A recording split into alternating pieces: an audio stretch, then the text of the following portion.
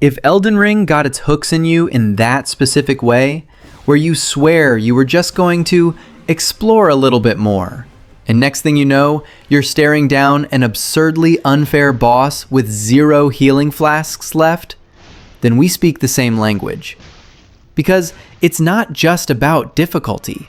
It's about that pit in your stomach when entering a place you clearly shouldn't be yet, finding an item that changes your build out of nowhere, discovering a hidden dungeon behind a suspicious wall, and feeling that the game isn't holding your hand.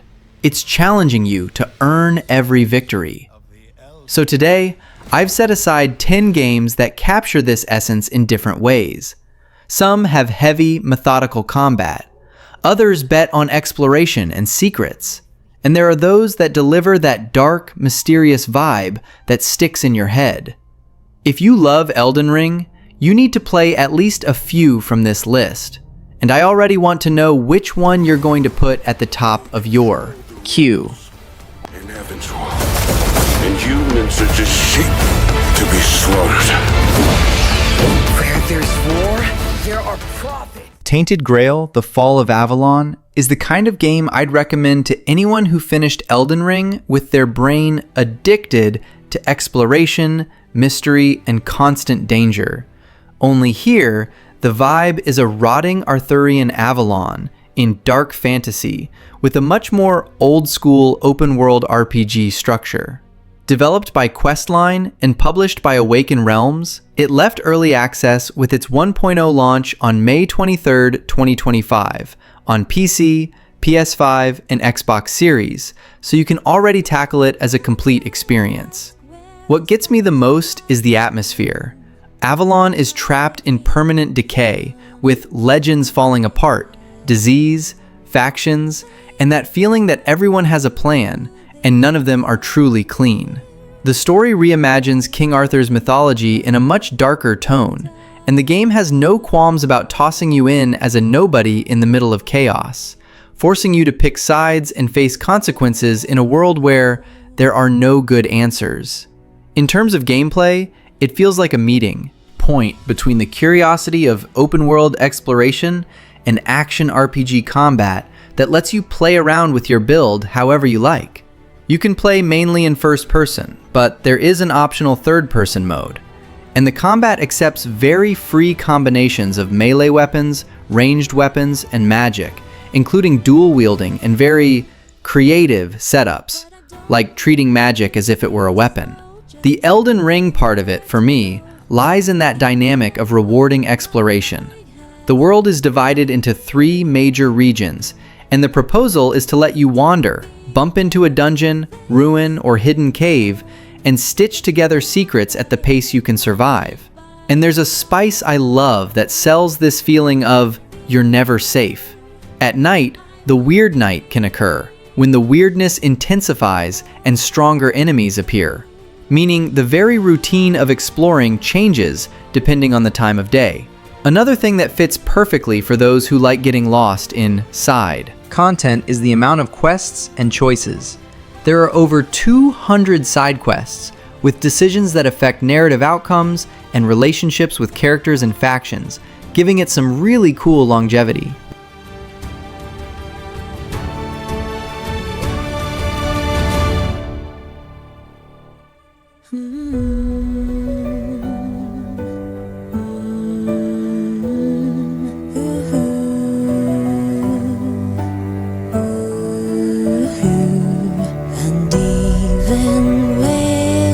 Stars seem far away.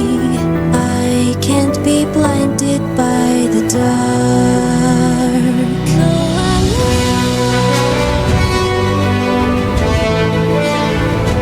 Yes, I won't be blinded by the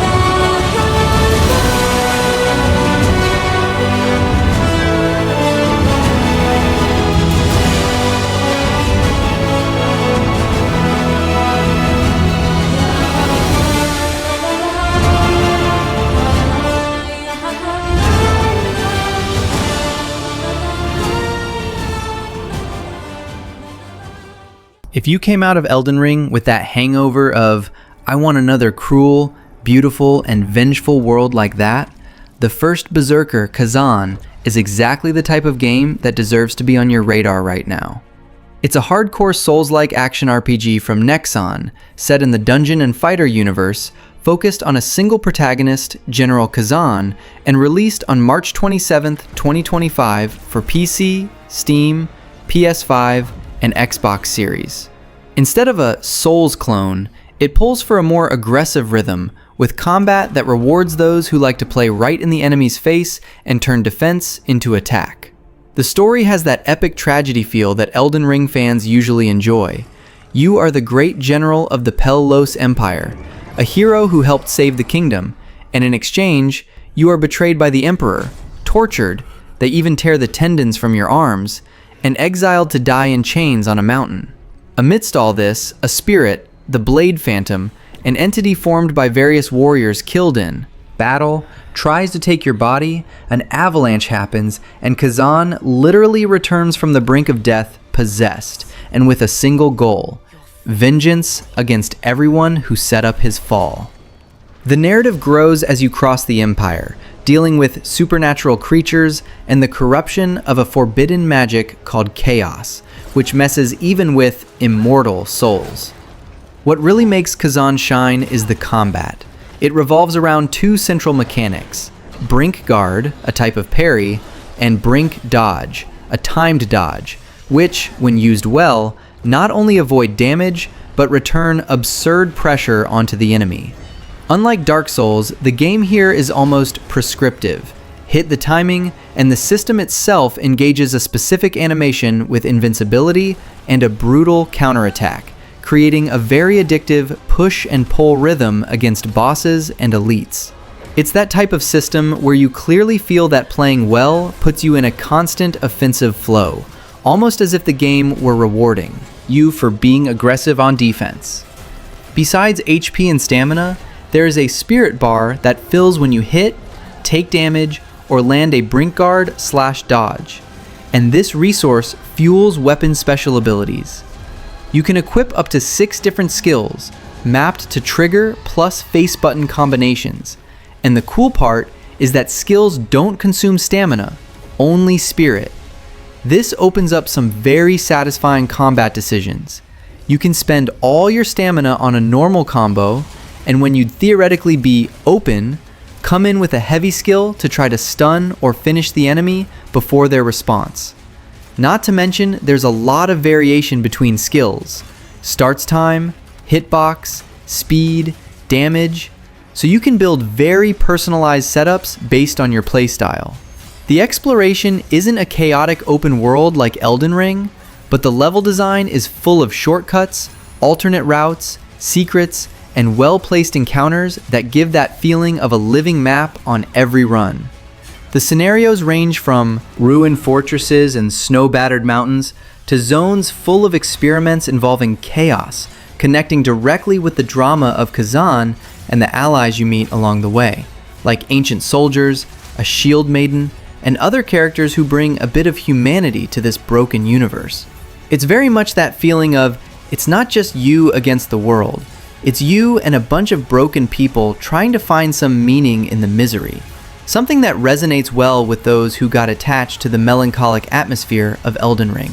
The first Berserker, Khazan, is that Souls-like that doesn't try to be Elden Ring, but understands what makes this type of experience so addictive. Deep combat that forces you to learn enemy rhythms, a broken protagonist seeking revenge, and a world that always seems on the brink of collapse. If you enjoy the sensation of mastering a parry-dodge system to the point of seeing lethal strikes as opportunities for punishment, Khazan seems custom-made for you. It's the kind of game that, after a few hours, makes you look at every boss, not just with fear, but with that almost masochistic desire to say, okay, now it's my turn to humiliate you.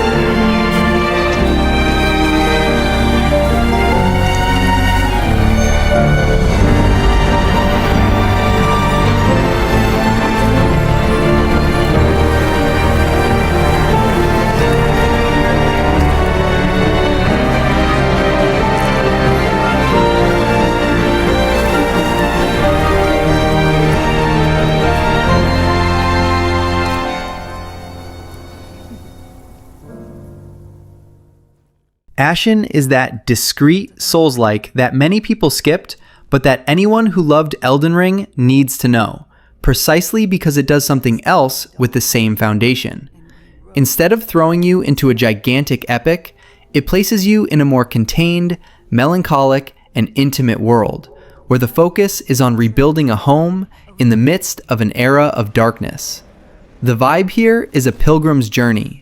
You are a traveler in a world that has just received a new light called the Ashen, and your mission is to protect this spark and rebuild something that can be called home. If Elden Ring hooked you with the feeling of a broken world, full of ruins and stories suggested rather than explained, Ashen goes down the same path, only with a very unique minimalist aesthetic, faceless characters, scenery almost painted, and art direction that bets more on atmosphere than visual fidelity. It's the type of game where, even without giant dialogues, you feel the weight of what happened. There.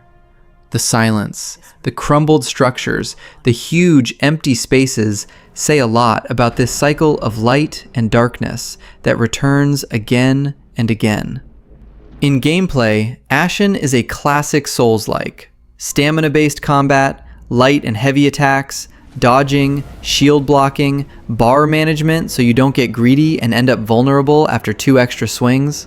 You alternate between one-handed weapons, two-handed weapons, and spears with very distinct animations. Each choice changes the rhythm of the fight, so the feeling of weight and commitment to each attack is very similar to From Software games.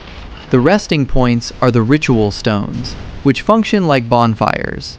They recover health, serve as checkpoints, and respawn enemies, while your currency, scoria, drops to the ground upon death and must be retrieved. The detail that makes Ashen stand out for those coming from Elden Ring is how it treats companionship and community.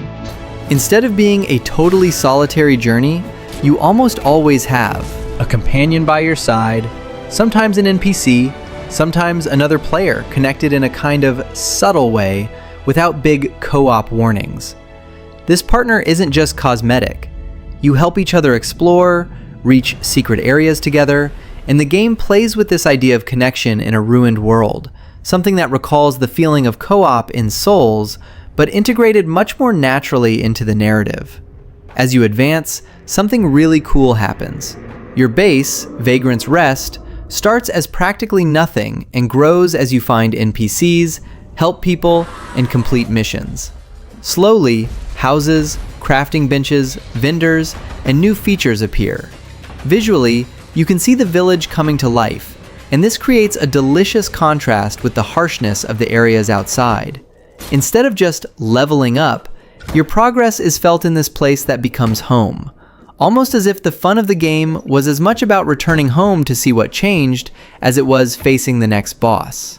If you enjoyed Elden, ring for the feeling of being small in a huge world, but also for the silent connections with NPCs and the melancholy of rebuilding something amidst the ruins, Ashen fits perfectly on the mandatory alternatives list. It doesn't have the absurd scale of From's work, but it delivers a cohesive world, demanding combat, intense bosses, and, mainly, this mix of solitude and companionship that makes everything more personal, as if every victory were shared with those people waiting for you at Vagrant's Rest.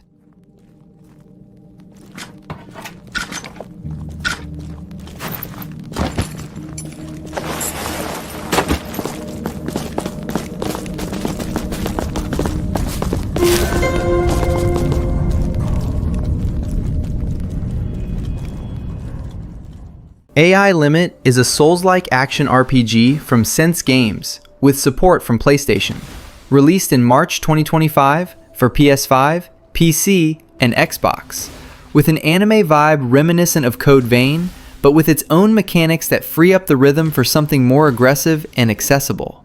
Instead of punishing you for everything, it encourages you to go for the kill, with a system that turns good defense into insane damage. The story takes place in a post-apocalyptic world where humanity created an artificial ecosystem that collapsed centuries ago, releasing a corrosive slime called mud that spawns necromonsters, and even drives synthetic humans mad. You play as Orisa, or whatever name you want to give, an immortal blader who wakes up with amnesia and has a mission to restore branches, the bonfire-type checkpoints, throughout the city of Havenswell, while unraveling local tragedies, meeting other bladers, and discovering hidden truths about this hell. It's that classic Souls-like narrative of piece it together through the world, but with a sci-fi tone that offers freshness for those wanting a break from medieval fantasy. The real kicker is the stamina-free combat. Forget an endurance bar limiting you. Here you can attack, roll, guard, and jump as much as you want. The only thing that rules is the sync bar, which goes from 0% to 100% and dictates the damage of your strikes. Attack enemies, dodge at the right time, or land combos to fill it up quickly. The higher it is, the harder you hit, reaching devastating combos at 100%. If it drops to 0, you enter desync and become weak. So the game forces you to stay on your toes, turning every fight into a game of momentum, where good defense becomes lethal offense. Customization is another point that won me over. You switch weapons mid-combo, dual wield with varied skills, equip nuclei, accessories that buff your soul frame, a kit of swappable abilities like parry, self-damage for pierce, or lightning/shield spells, seals for magic, and even headwear/body armor that change visuals and stats. You can build aggressive setups with fast weapons and offensive spells, or tactical ones with parry and counters. The soul frame even allows modules that self-damage for temporary boosts, opening a sea of experimentation that reminds me of Elden Ring builds, but more fluid. Exploration is pure Souls-like. Interconnected areas with side paths, shortcuts, optional NPC quests, and hidden items that reward poking around every corner. No giant open world, but a layered level design that makes you feel real progress with every restored branch. Upon death, you lose a fixed percentage of crystals, the local rune about 25 to 30%, not everything, which is less punitive and encourages you to risk more. Bosses are the highlight, with epic arenas and attacks that demand timing, but the game teaches you well and balances things so it doesn't frustrate as much as From's Titans. AI limit is for those who want a Souls-like without the full-time masochism of Elden Ring, but with the same soul of reactive challenge, creative builds, and a world that pulls you in with its dark sci-fi lore. It shines when you master the sync and start dancing around bosses, feeling that the game is on your side to let you feel powerful, perfect for an addictive and varied 20-hour run. 无上的信念针锋相对之时，万千生灵的祈愿将揭晓最终的道路，而生命变幻不息。 Thank you for helping us deal with the void.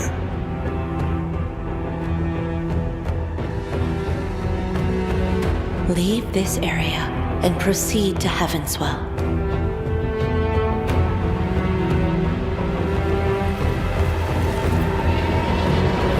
There's no escape. The monster is still there. No one can escape. Must seize the moment. Follow the will of your heart and embark on your own journey. If you're one of those who fell in love with Elden Ring for the sensation of a cruel, challenging world full of secrets, Salt and Sanctuary is the game that needs to be on your list.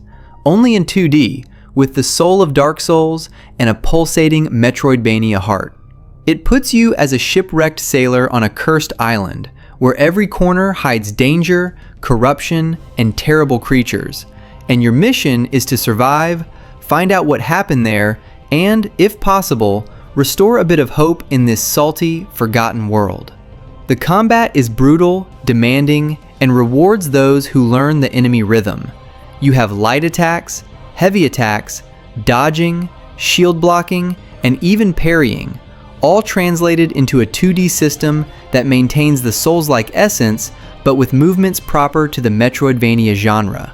With every death, you lose your salt, the experience and upgrade currency, which can be retrieved if you return to the place where you died, creating that classic tension of, do I run to get it back or risk losing everything? The class and customization system is one of the strong points. You choose a creed class and distribute points into attributes, building varied builds, whether strength, magic, poison, or even combos with fast weapons. The variety is immense. Over 600 items, weapons, armor, spells, and upgrades, allowing each player to create a unique playstyle, almost as if it were a 2D Elden Ring, but with even greater freedom to experiment. Exploration is pure Metroidvania. Interconnected areas, shortcuts, secret passages, hidden items, and a boss blocking the path. Each new power or ability opens doors to places that were previously inaccessible. And the map doesn't guide you, so it's you who has to manage, remember paths, and return to discover secrets that previously went unnoticed. The atmosphere is gloomy, melancholic, and heavy, with no soundtrack while exploring, just the ambient sounds of the world, enemies, and wind. This makes everything more immersive, as if you were truly alone in this hell, facing grotesque creatures and unraveling legends forgotten by the ruins. Salt and Sanctuary is that game, where anyone who enjoyed Elden Ring will feel at home. Challenging world, combat that requires patience, progression based on achievements, and a sense of accomplishment when overcoming every obstacle. It delivers everything the Souls-like genre promises, but with a 2D touch that gives it a unique identity, perfect for those who want a different challenge without leaving the dark vibe that marked Elden Ring.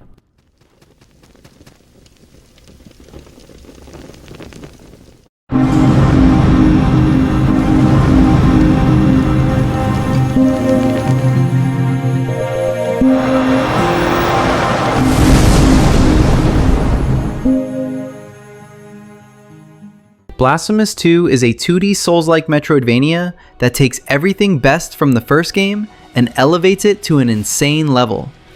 Released in 2023 by the Game Kitchen, it throws you back into the universe of Custodia as the reborn Penitent One, waking up in a sacred city after an epic fall, ready to face the miracle that killed you and unravel twisted prophecies involving sisters, hearts, and a cycle of endless pain. The atmosphere is pure pixelated Catholic horror, with grotesque scenarios mixing Baroque beauty and visceral suffering. Think statues crying blood, bodies fused into architecture, and enemies that look like they came out of an inquisitorial nightmare, all with the soundtrack of choirs and bells that makes you feel small and guilty just for existing. Unlike Elden Ring, here the focus is linear but interconnected, with mandatory backtracking to open paths using the three main weapons: Veredicto, flaming mace to break barriers; Sarmiento and Centella, twin blades for air; dashes; and rhymed dagger, dagger for frozen platforms, each completely changing how you explore. Combat is old school Souls-like in 2D, slow, precise, and punitive, with a fervor bar, mana for specials, bile flasks to heal, and a parry/block system that prizes perfect timing but kills you fast if you miss. Each weapon has unique movesets, insane combos, and abilities that consume fervor for elemental attacks like fire, blood, or ice, forcing you to switch weapons in the heat of battle to deal with groups or bosses that require immediate adaptation. Bosses are the absolute highlight. Giant monsters with patterns reminiscent of From Software's Titans, but with a religious twist that adds emotional weight to every victory. Customization is deep and addictive. You spend marks of martyrdom in skill trees for each weapon, unlocking passives, special attacks, and rosaries that buff stats or give crazy effects like regenerating health on kills or summoning helpers. Altar pieces are the big cream of the crop. A grid where you slot relics and figures for synergistic combos, like more damage near walls or healing on penitences, creating builds that feel personal and powerful, almost like talismans in Elden Ring, but with a puzzle touch. Exploration rewards patience. The map isn't given, you draw it manually, and every corner hides quests from penitent NPCs, macabre secrets, and items that expand your journey, with areas like the City of the Blessed Name or the Palace of the Embroideries that visually change as you advance. Death drops Tears of Atonement, your runes, recoverable at the Prie-Dieu, local bonfires, and losing everything forces you to plan safe routes. It's that classic tension that's addictive, but with level design that subtly guides you to the next miracle or trap.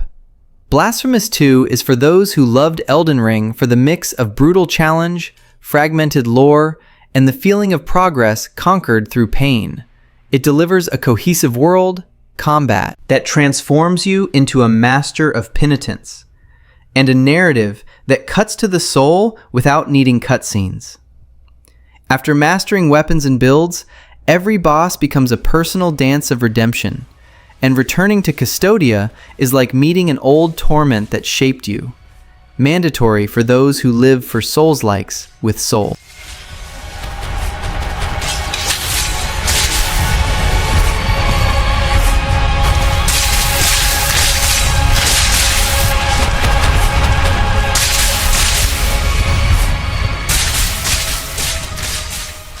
Another Crab's Treasure is that type of game that makes those who loved Elden Ring think, okay, I didn't expect a cute Souls-like, and yet I'm getting my butt kicked. You play as Krill, a hermit crab who loses his own shell after a loan shark takes everything as tax, and this becomes the perfect push for an adventure that starts cute and gets surprisingly serious. At its base, it is a third-person Souls-like, with dodging, punishment windows, and that mandatory respect for the enemy's moveset. But here, the spice is genius. You use a discarded fork as the game's fixed weapon with upgrades, and swap armor by picking up trash from the ocean floor and wearing it as shells, each with different weight/defense and a real risk of breaking in the middle of a brawl. And the system that won me over the most is shells becoming a combat tool, not just a shield. Each shell can have a shell spell that spends umami, the game's mana, to unleash special effects, like different attacks and utilities depending on the object. Furthermore, enemies have a balance bar that when filled makes the opponent capsize and opens space for a critical. It's that little taste of Sekiro's posture, just in the crooked and creative way of the ocean. In exploration, it mixes Souls-like with platforming in a much looser way than it seems. Krill has a more acrobatic moveset, with jumps, a short swim after the jump, and even climbing on nets. When you get the grappling hook, it becomes both a traversal tool and a combat one. You can pull enemies, and on larger targets, there's even a fishing minigame to hook them right, which gives boss fights a very different cadence. The world structure is a tangle of interconnected areas, with more linear parts and other more open ones, and the checkpoints are the moon snail shells, bonfire type, where you level up and also fast travel. The currency here are microplastics. Dying drops everything, and you need to return to them. Location to recover. So even with the cute look, the game maintains that classic Souls-like tension that makes palms sweat. The final touch is that it's not ashamed to be accessible. You can change the difficulty at any time, although it comes on hard by default. And this makes the game serve both those who want to suffer and those who just want to enjoy the world and the story. For those who loved Elden Ring, the fun here is seeing a Souls-like swap dark grandeur for humor and environmental critique without losing mechanics, with enemies and bosses that are a joke and a threat at the same time, like a giant crab boss using chopsticks as a samurai sword.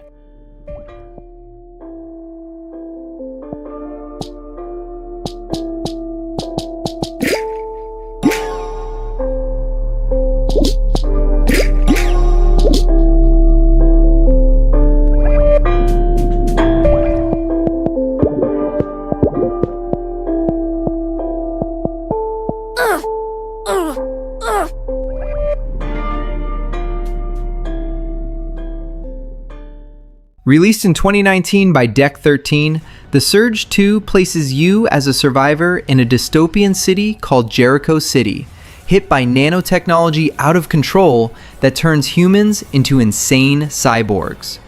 You wake up with an improvised exoskeleton, ready to dismember everything in your path to unravel the chaos. The vibe is pure rusty cyberpunk, with collapsing corporate towers, streets full of scrap, and enemies that look like they came out of a Dead Space nightmare. Robotic workers, killer drones, and bosses that are monstrosities of metal fused with flesh. Unlike the epic fantasy of Elden Ring, here the world is more contained and interconnected, with vertical level design that makes you jump between scaffolding, tunnels, and rooftops, always discovering shortcuts that transform a frustrating death into, now I know the way back.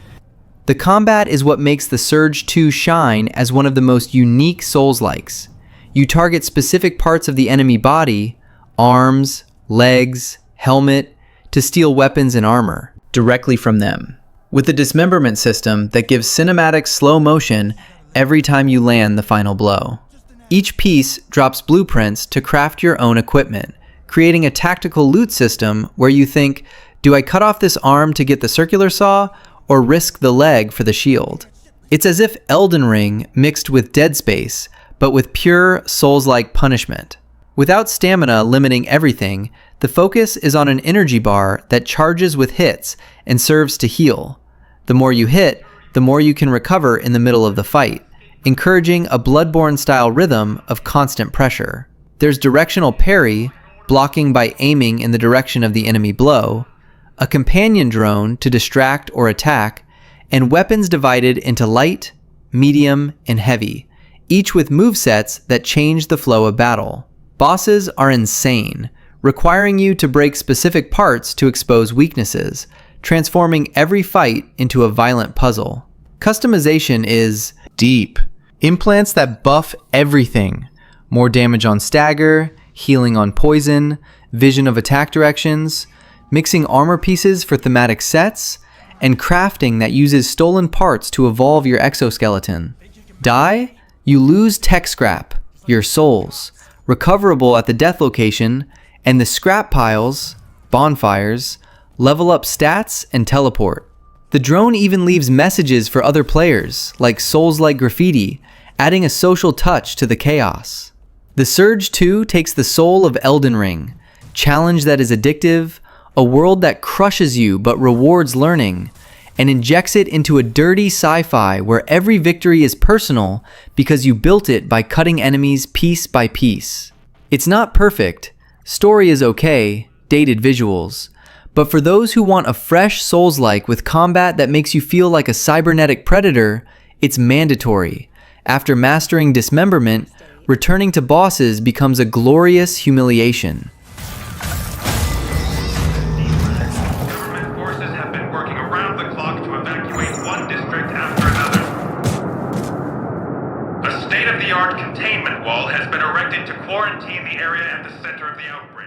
Released in 2022, Asterigos' Curse of the Stars puts you as Hilda, a warrior of the Northwind Legion who arrives in the city of Aphis to investigate her father's disappearance and ends up involved in a plot full of stellar magic, bizarre creatures, and a society that depends on a magical material called starite. The vibe here is totally different from Elden Ring.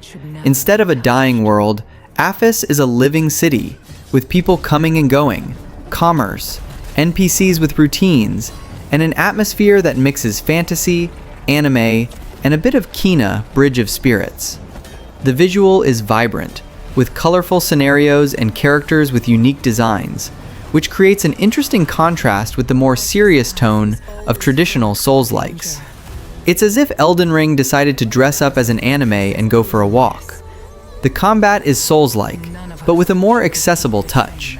You have stamina, dodging, blocking, and parrying, but the mechanics are less punitive, with more generous counterattack windows, and a stamina bar that recovers quickly. You can equip 2 weapons at the same time and mix combos between them, which makes fights more dynamic. And there's still an element system, fire, ice, lightning, and arcane, that changes damage depending on the enemy's weakness. Even so, the pace is slower than an ARPG-style God of War, requiring patience to learn boss movements. Exploration is Metroidvania. Interconnected areas, shortcuts, secret paths, and NPCs giving quests for you to solve.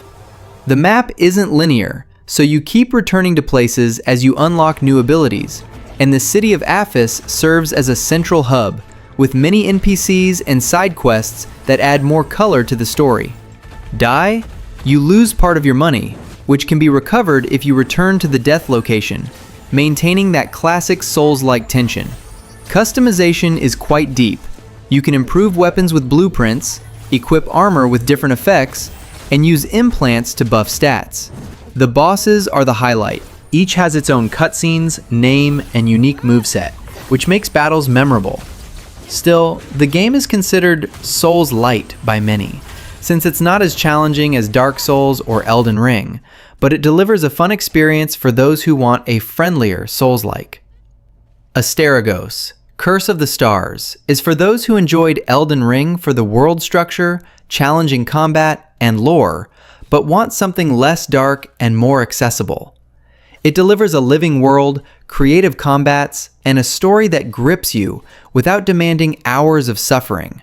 Perfect for those who want a Souls-like with an anime soul and an RPG heart.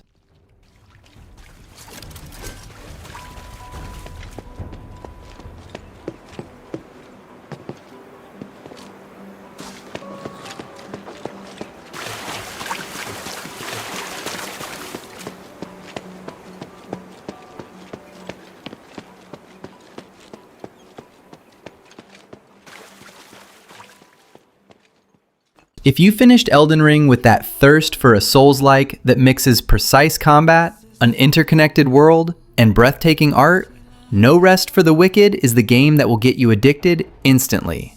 From Moon Studios, the masters of Ori, it launched in early access in 2024 for PC, PS5, and Xbox, placing you as Sarim, a holy warrior on the island of Isola Sacra, hunting the king's assassin, while facing a plague that turns people into monsters.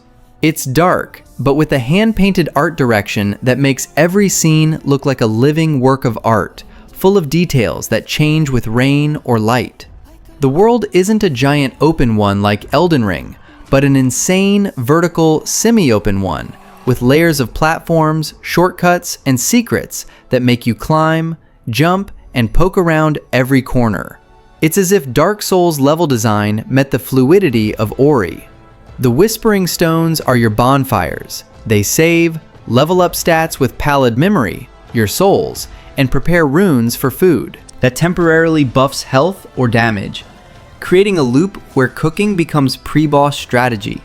Dying breaks item durability, but you revive at the last whisper without losing everything, maintaining tension without excessive frustration. Combat is visceral and old-school Souls-like. An energy bar manages attacks, dodges, and blocks, with armor weight changing your role. Light for agile dodging, heavy to stagger enemies.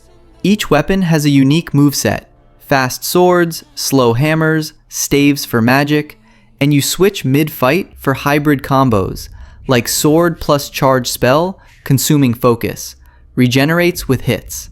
Bosses require learning patterns, but the rhythm is more fluid than pure From Software, rewarding calculated aggression.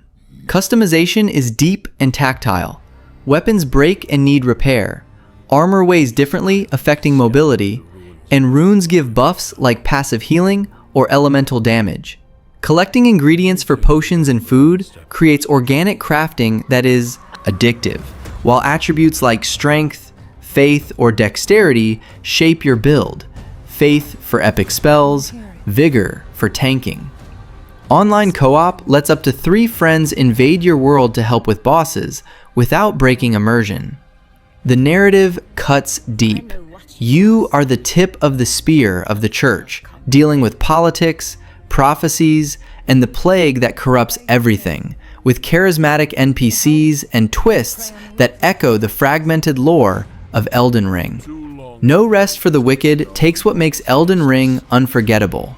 Challenge that evolves you, rewarding exploration, and a world that breathes, and filters it through the artistic genius of Moon Studios for something unique and addictive. Go, Sheriff. You must bend death to your will.